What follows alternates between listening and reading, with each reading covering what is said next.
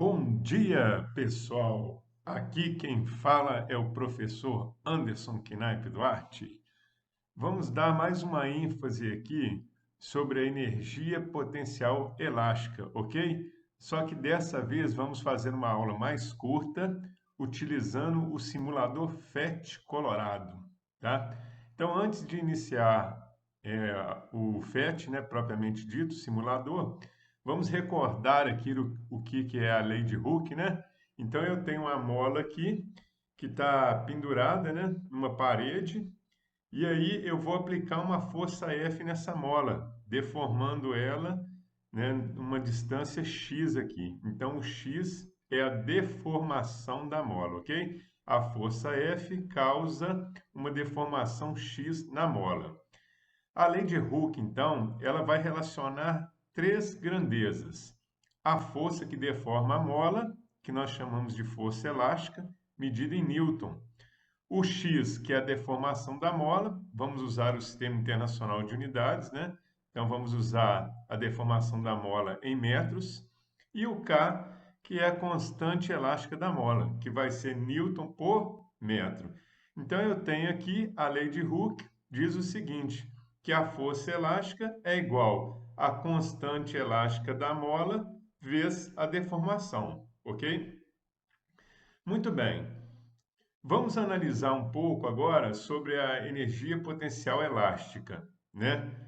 Primeiro, falando da constante elástica da mola. Aqui nós temos uma mola bastante rígida, representada na figura do lado esquerdo, né? O que significa isso, né? Ela tem uma constante elástica muito alta, ou seja, ela precisa de uma força muito grande para se deformar. Já a figura do lado direito, nós temos uma mola com menor rigidez. O que significa isso? Que a constante elástica dela tem um valor pequeno, ou seja, ela precisa de uma força pequena para causar uma grande deformação. Bom, então aqui, ó, nessa figura, nós temos diversas molas, né? Diversos tipos de molas, tá? Cada uma apresentando uma constante elástica diferente. Se a gente analisar aqui na figura, olha só, essa primeira mola aqui, por exemplo, ó, ela tem uma deformação até grande comparado com as outras, ó. Eu estou levando em consideração que a força aplicada na mola é a mesma. Por quê? Porque eu pendurei o mesmo objeto em todas as molas, ó. E nesse caso, qual é a força que está deformando a mola?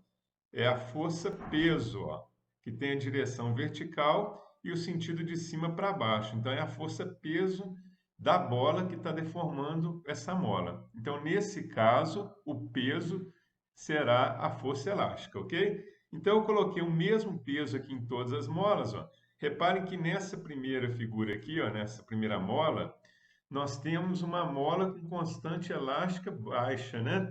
Ou seja, é uma força pequena causando uma grande deformação na mola.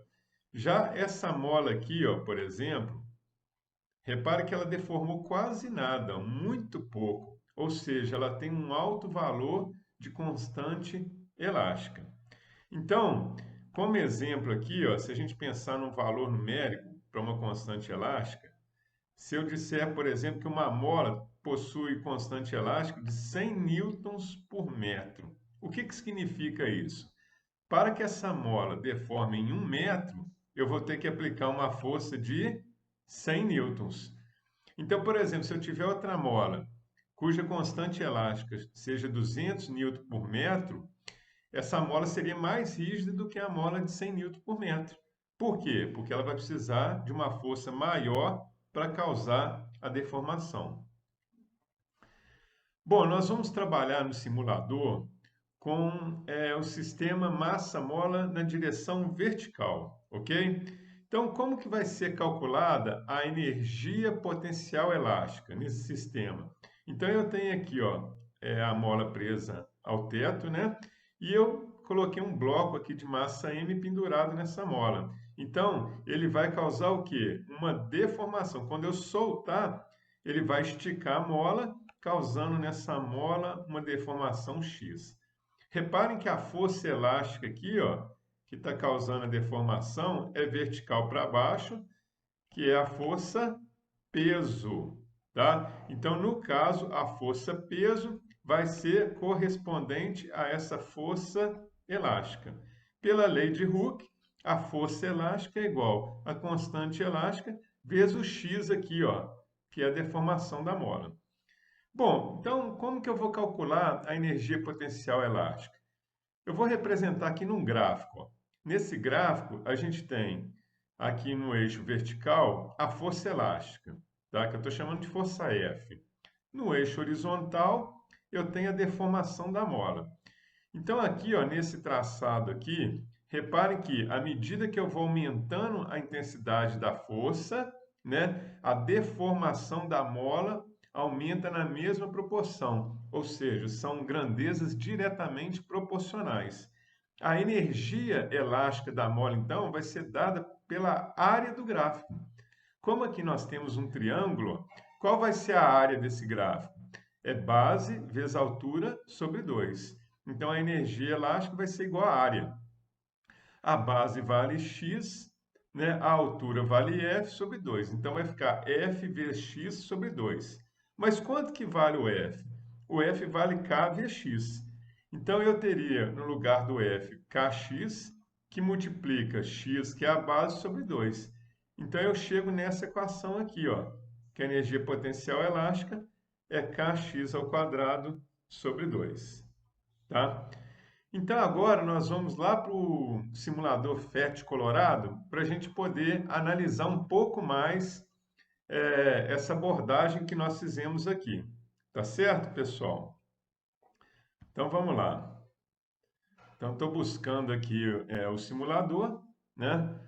Aí no site aí do FET Colorado, para a gente poder trabalhar um pouco com o simulador. Esse simulador aqui, ele traz várias possibilidades, né? Então, vamos iniciar aqui, ó, introdução, tá? Então, aqui nós temos duas molas, né? A mola 1 e a mola 2, tá? Elas estão aqui sem deformação, porque não tem nenhum objeto, né, colocado aqui para esticar a mola. Então, eu vou trazer um objeto aqui de 50 gramas, ó, para deformar a mola. Então, olha só, ela, né, o peso puxa a mola para baixo e a força elástica puxa a mola para cima. Então, eu vou colocar aqui, ó, vou parar um pouquinho, né? A posição de equilíbrio, para indicar para a gente qual é a posição de equilíbrio, né? E eu posso selecionar aqui o comprimento, eu posso colocar uma linha móvel aqui, ó, se eu quiser determinar algum ponto específico, tá? Mas eu não vou utilizar nesse momento. Então, agora eu vou pegar um outro peso aqui, ó, e colocar na segunda mola, ó. Vamos parar aqui. Ó, tá vendo? Essa linha verde indica a posição de equilíbrio. Reparem o seguinte, tá? As duas molas, elas estão com a mesma constante elástica, ok? São idênticas, né? Eu posso mudar a constante elástica aqui nesse quadro, mas por enquanto vamos deixar elas com a mesma constante elástica, tá certo? Reparem que o bloco de 250 gramas, ele está causando uma deformação maior na mola do que 50 gramas. Então, quanto maior for o peso do bloco, maior é a força elástica, maior será a deformação. Eu posso, inclusive, estar medindo aqui, ó, qual é a deformação da mola, né? Eu vou dar continuidade aqui, e aí a gente vai poder estar medindo qual é essa deformação, ó, né? Eu vou parar aqui, ó, num certo momento. Muito bem, vamos soltar o objeto aqui de novo. Vamos tentar parar ele aqui. Aí, parei ele aqui. Agora aqui a gente consegue medir, ó, qual é a deformação da mola nesse momento aqui, ó.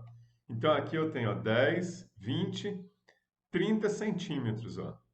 Então eu posso tentar colocar a minha régua aqui do lado e promover uma deformação massa da mola para a gente medir qual seria então a deformação dessa mola, tá certo? Então aqui eu voltei para a posição de equilíbrio, né?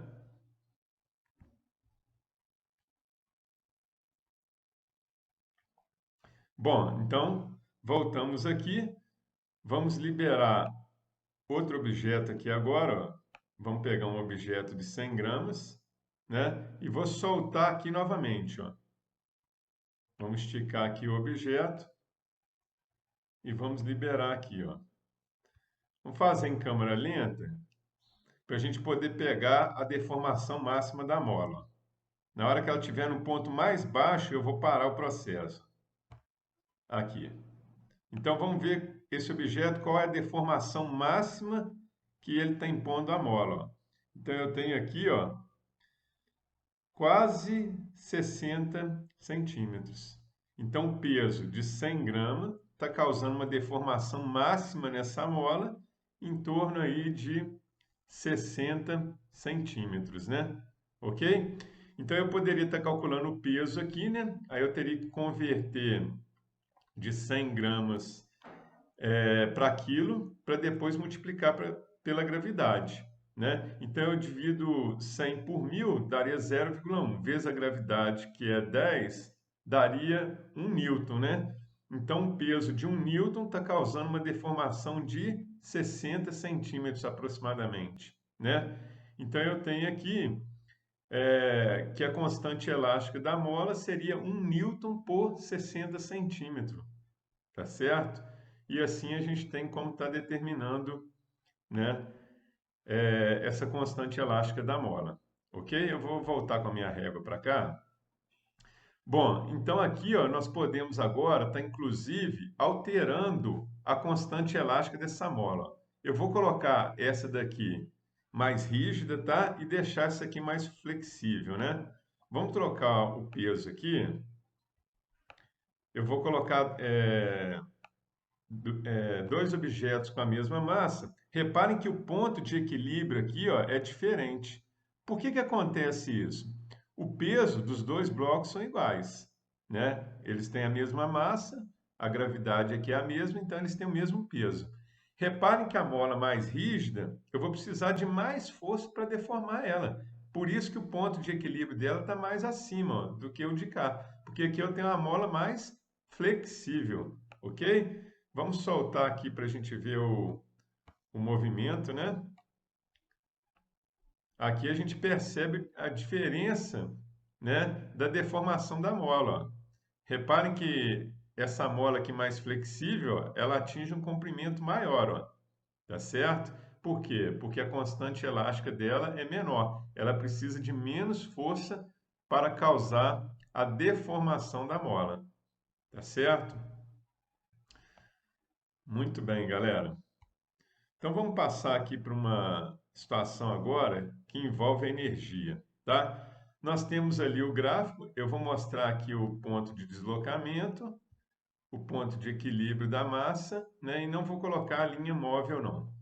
Então vou pegar aqui, ó, esse objeto aqui de 100 gramas, vou pendurar aqui na mola, ó.